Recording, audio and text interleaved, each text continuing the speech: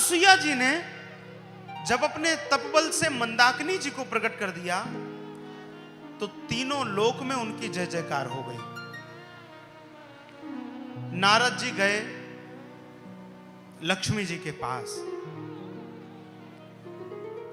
लक्ष्मी जी के पास गए और लक्ष्मी जी ने नारद जी को भोजन कराया और एक लड्डू खिलाया। नारद जी ने कहा मैया लड्डू तो बहुत अच्छा है लेकिन उतना स्वाद नहीं। बोले कितना? अब देखो, किसी के घर जाओ और घर की मां को प्रसन्न करना हो तो केवल दो बात, आपका बालक बहुत अच्छा है और दूसरा भोजन में बहुत स्वाद है। भले नमक न हो तो भी कह के आओ। ये सामान्य व्यवहार है। माताओं को बालक की प्रशंसा और बनाए हुए प्रसाद की प्रशंसा बहुत प्रिय है। अब इसका मतलब हमसे मत जोड़ लेना कि हम प्रशंसा करते हैं तो इसलिए करते होंगे। महाराज जब इतना कहा, बोले उतना स्वाद नहीं जितना स्वाद अनुसुईया जी के लड्डू में था। अब तो महाराज खटक गई। लक्ष्मी जी ने विष्णु भगवान से कहा कि जाओ परीक्षा लो, जरा देखे तो सही कितना बड़ा पातिव्रत्य धर्म है, देखे जरा। अब इधर नारद जी ब्रह्मा जी के यहां गए, ब्रह्माणी से भी यही सारी बातें कही। बोले इतना स्वाद तो नहीं है जितना स्वाद अनुसुईया जी के प्रसाद में था। अब महाराज ब्रह्माणी भी ब्रह्मा जी से बोली जाओ जरा परीक्षा लो तो सही। और वही स्थिति पार्वती जी के साथ हुई। पार्वती जी ने भी भोले बाबा से कह दिया जाओ परीक्षा लेकर आओ। अब तीनों देवता एक संत का स्वरूप बनाकर अनुसुईया जी की कुटिया के सामने खड़े हो गए। कौन कौन? ब्रह्मा, बोलो,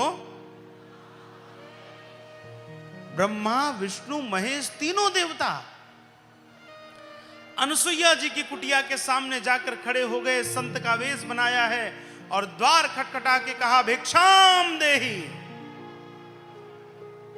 मां दौड़ती हुई आई। अनुसुईया जी आई दौड़कर, दरवाजा खोला तो देखा सामने तीन तीन यति खड़े हैं। हाँ महाराज आज्ञा करो। गई दौड़कर, जो घर में सीधा था आटा चावल दाल जो था लेकर आई। लीजिए महाराज। संतों ने कहा नहीं, हम ऐसे भिक्षा नहीं लेंगे। तो कैसे? तो कहा आप दिगंबर होकर भिक्षा दीजिए, बिना वस्त्र के भिक्षा दीजिए।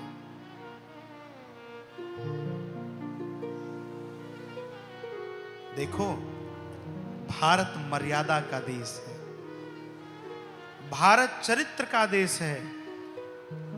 दुनिया बड़ी बड़ी बिल्डिंगें बना ले, बड़े बड़े हाई राइज बना ले, बड़ी बड़ी मेट्रो, बड़े बड़े बुलेट ट्रेन, बड़े बड़े प्लेन चला ले, लेकिन भारत विश्व गुरु इन बड़ी बड़ी बिल्डिंगों और बड़े बड़े मेट्रो सिटी से नहीं है। भारत अपने चरित्र और मर्यादा के कारण विश्व गुरु है।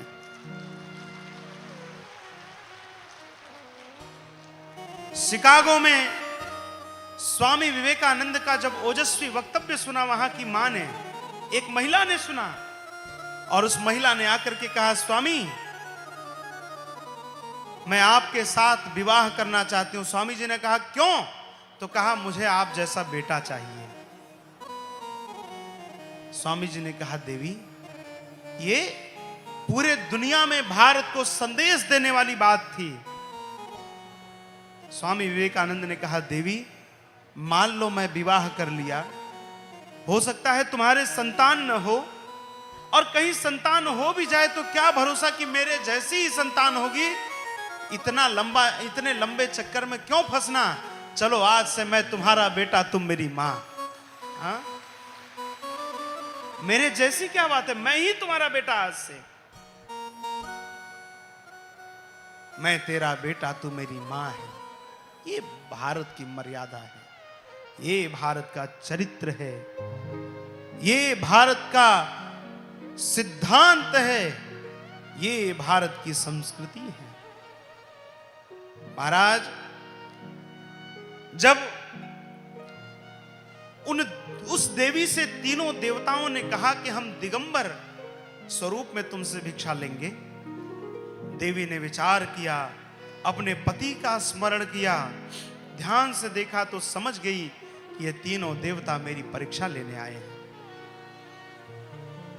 हाथ में जल लिया और जल लेकर संकल्प किया, हे परमात्मा, अगर मैंने अपने पति के अतिरिक्त कहीं नहीं देखा है, मेरी अपने पति पर निष्ठा है, तो जाओ ये तीनों देवता 6-6 महीने के बालक हो जाएं।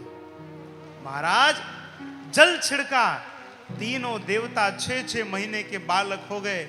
मां अनसुईया ने दिगंबर होकर इतने बड़े बड़े तो हाथ जितना आ पाया दे दिया, बोले लो, कर दिया वचन पूरा, अब ऐसे जाने नहीं दूंगी। अब तो तीनों देवताओं को लेकर आई, पालने में डाल दिया। और महाराज, जो देवता पूरे जगत को चलाते थे, उन्हें मेरी मां पालने में डालकर झुला रही है।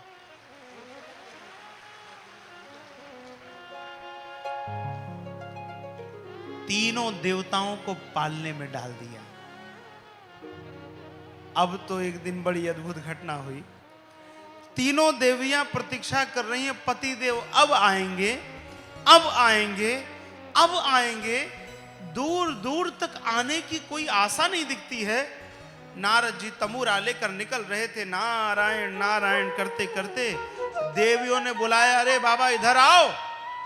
नारद जी गए, बोले माता आज्ञा हूं। अरे स्वामी जी लोग लौटेंगे कब? बोले मैया अभी तो लौटने की कोई संभावना लगती नहीं है, अभी तो 6-6 महीने के हैं। अभी तत्काल जो ब्रेकिंग न्यूज है 6-6 महीने के हो गए हैं, और अब सरकार भी 21 साल के पहले अनुमति देती नहीं है विवाह करने की, तो अभी 21 साल के कम से कम हो जाएंगे। तो अब मैया यहाँ तो आएगी नहीं ब्याह करने, अब वहीं पे किसी से ब्याह कर देगी, तो अब लौटने की तो कोई आशा दूर दूर तक नहीं दिखती है। अब महाराज तीनों देवियां व्याकुल, तीनों देवियां दासी का स्वरूप धर करके अनसुईया जी के यहां गई। तीनों देवियां दासी के रूप में गई। अनसुईया जी से कहा, मैया हमारे पति घर छोड़कर चले गए हैं, घर में कुछ खाने को नहीं है, तो एक कृपा करके आप अपने यहां ही हमें कोई काम दे दो। अब जो ब्रह्माणी थी उनको मैया ने आश्रम में गायों की सेवा दे दी। लो गायों को दूहो, गोबर हटाओ, गौशाला की सफाई करो, गायों को चारा डालो। पार्वती जी अन्नपूर्णा थी तो दे दिया, जाओ रसोई की पूरी सेवा देखो। हजारों जो विद्यार्थी पढ़ते हैं, बटुक पढ़ते हैं, संत आते हैं, अब अन्नपूर्णा मैया पार्वती जी स्वयं जाकर के पूरी रसोई बना रही हैं। जो लक्ष्मी जी पूरे जगत में ऐश्वर्य को प्रदान करती हैं, उन लक्ष्मी जी को आश्रम के झाड़ू लगाने की सेवा दे दी। जा महाराज, तीनों देवियां अपना अपना कर्तव्य कर रही हैं। जब अवसर मिल जाता है तो देवताओं को देखकर रोने लगती कि अरे महाराज गलती हो गई, अब तो चलो। भगवान ने कहा यहाँ बढ़िया पड़े हैं, कोई काम नहीं, जब भूख लगती है एक बार रो दो तो मैया आकर के दूध पिला देती है, बढ़िया पड़े हैं, क्या आवश्यकता है बड़े बनने की। बालक बनने का जो सुख आवश्यकता नहीं लौटने की, यहाँ बढ़िया पड़े हैं अपन, कोई काम न धाम, जब आवश्यकता होती यही मिल रहा है सब कुछ। महाराज एक दिन तीनों देवियों ने देखा कि अनसुईया जी सो रही हैं, सो अवसर देख करके आकर अपने अपने देवता के पालने के पास बैठ करके रो रही, महाराज अब तो चलो, सृष्टि की व्यवस्था बिगड़ रही है। अब इतने में अनसुईया जी जग गई, जग करके आई और आकर के कहा, अरे दासियां तुम मेरे बालकों के पास चलो चलो चलो, दूर हटो दूर हटो। और दासियों ने चरण पकड़ लिया, मैया ये कोई बालक नहीं, ये हमारे पति हैं, आपकी परीक्षा लेने आए थे, क्षमा करो। तब मैया ने कहा ठीक है, अब भविष्य में किसी भी महिला की ऐसे परीक्षा मत लेना, जाओ तीनों देवताओं को मैं मुक्त करती हूं। एक स्वरूप में ये तुम्हारे यहां रहेंगे, लेकिन एक स्वरूप में दत्तात्रेय बनकर ये मेरे यहां भी रहेंगे।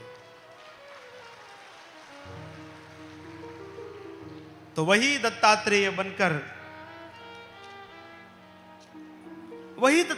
बनकर मेरे प्रभु अनुसुईया जी के यहां